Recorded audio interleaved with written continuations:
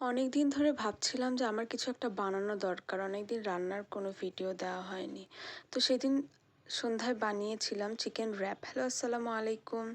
চলেন আমি কিভাবে চিকেন র্যাপ বানিয়েছি সেটাই দেখাই। প্রথমে ভেবেছিলাম চিকেন পকেট বানাবো, পরে ভাবলাম যে না, আমার কাছে চিকেন কিমাও আছে, আবার পেস্ট্রি শিটও আছে। তো সেজন্য চিকেন র্যাপ বানিয়েছি। তো প্রথমে আমি একটা প্যানে পেঁয়াজ দিয়ে এটাকে ভেজে নিয়ে এর ভিতর জিরা, আদা, রসুন বাটা, চিকেন কিমা আগে থেকে করা ছিল, তো চিকেন কিমার ভিতর কাঁচামরিচ, পেঁয়াজ, আদা, রসুন বাটা, ভাজা জিরে গুঁড়ো এগুলো সবই দেওয়া ছিল। তো সেজন্য সব কিছু আমি অল্প অল্প করে দিয়েছি।